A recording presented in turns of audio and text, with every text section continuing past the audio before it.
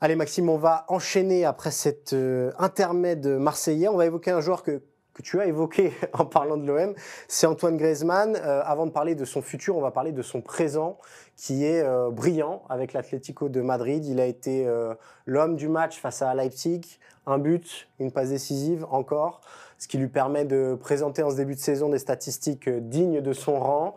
3 buts, 3 passes en 6 matchs. Et il y a eu cette petite phrase qu'on va essayer d'analyser ensemble, Maxime, même si après au micro de Canal+, il a essayé d'expliquer que voilà, il voulait pas du tout mettre de l'huile sur le feu, mais malgré tout, cette phrase, entre l'Atlético et l'équipe de France, c'est complètement différent. Ce n'est pas le même système de jeu. Après, je me sens bien dans les deux, mais ici, je sais ce que je dois faire.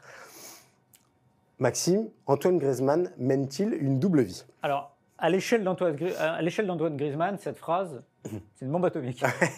Parce qu'il faut savoir qu'Antoine Griezmann, c'est pas un mot plus haut que l'autre, même si je vais y revenir ces derniers temps, c'est un peu différent. Moi, j'ai souvenir d'une compète, l'Euro 2021, qui s'était pas très bien passé pour l'équipe de France.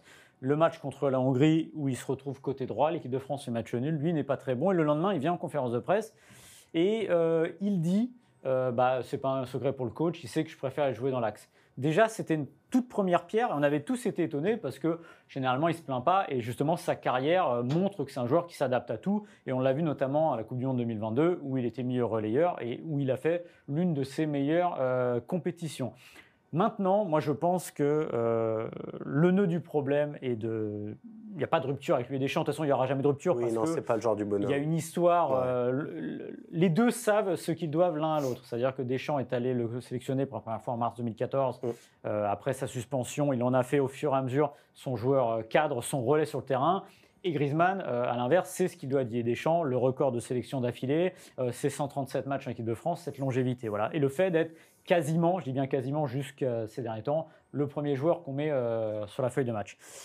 Maintenant, je pense que l'épisode du brassard, et ça je le maintiendrai toujours, a cassé quelque chose parce que quand il y a eu la retraite de Hugo Lloris après la Coupe du Monde 2022, il y avait un brassard, il y avait deux joueurs qui le voulaient et ces deux idées du football complètement différentes, sans porter injure à Mbappé ou à Griezmann, ils n'ont pas la même vision. Griezmann, c'est le porteur de talentueux qui se met au service de l'effectif. Mbappé, c'est le joueur pour lequel il espère que la lumière va se tourner vers lui et qui est une individualité fantastique, mais qui a besoin d'être dans la lumière. Didier Deschamps a fait le moins mauvais des deux choix, c'est-à-dire non, pas le moins mauvais, mais celui qui lui apporterait le moins de problèmes. Ouais, le plus politique des deux. Mbappé, parce que Mbappé pas capitaine. On a beau me dire que c'est un moi d'ailleurs l'argumentaire c'est un robot, il faut arrêter avec ça parce que non, c'est pas un robot, on l'a vu au PSG. C'est un homme comme un autre qui peut être contrarié par une situation et je pense qu'une contrariété de Griezmann, pour faire simple, vaut mieux qu'une contrariété d'Mbappé. Ouais. Donc il a choisi Griezmann, l'a pas très bien pris. Griezmann est revenu dans le jeu, mais c'est sûr que maintenant, quand ça fonctionne un peu moins bien, Griezmann est un peu moins bien et peut-être il se dit voilà, à quoi bon? Parce que justement, on ne m'a pas fait confiance, on ne m'a pas donné ce que je méritais. Parce que personne aujourd'hui peut dire que Griezmann ne méritait pas le brassard. Je pense qu'à l'époque, Griezmann méritait plus le brassard que Kylian Mbappé de par ce qu'il pouvait apporter au collectif. Donc je pense que il y a une rupture. Et quand on voit l'Euro qui ne s'est pas bien passé, et il y a eu les déclats dans Téléfoot juste après, où il explique, juste après, à la rentrée, quand il explique qu'il y avait beaucoup de changements tactiques, de position, c'était compliqué, mais il fallait faire avec. En fait, c'est un peu ça. C'est-à-dire qu'il a eu l'impression que sa polyvalence, finalement, le desservait. Et il s'est trouvé un peu coincé là-dedans. Et aujourd'hui, justement, il vit un peu moins bien cette situation. Il aimerait bien peut-être aussi être un peu chouchouté.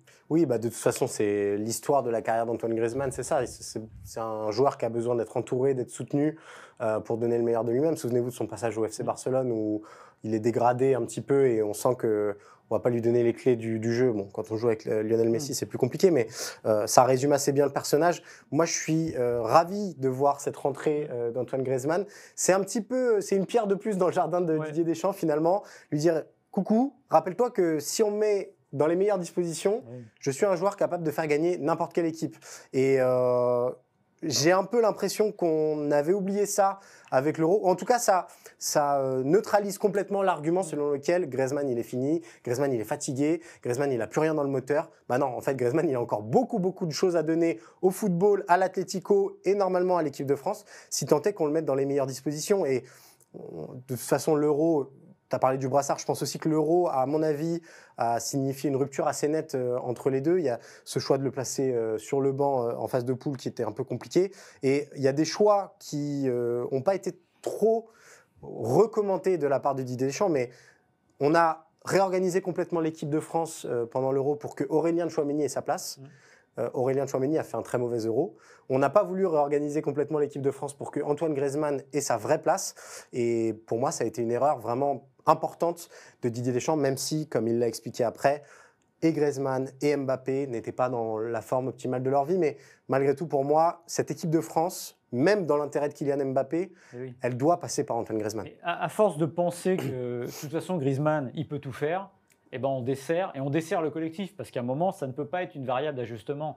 Autant l'idée de le mettre relayeur pour un Coupe du Monde 2022 est une idée géniale et qui a porté complètement ses fruits, autant à un moment, il faut aussi accepter que si vous repartez sur une nouvelle histoire, si vous partez sur une nouvelle ambition, de mettre les meilleurs joueurs à leur meilleur poste et là où ils se sentent bien. Je pense que Griezmann a discuté avec Deschamps.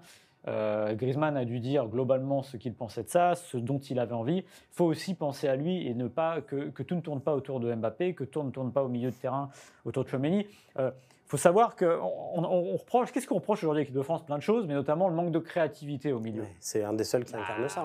Voilà, à un moment, vous l'avez. Pogba n'est plus disponible, donc le créatif du milieu, Didier Deschamps là entre les mains. On voit qu'à l'Atlético, ça marche bien. Il n'y a pas une énorme différence de philosophie entre Simeone et Deschamps, si je caricature. Donc ça devrait marcher. Donc je pense que le problème, il est un peu ailleurs.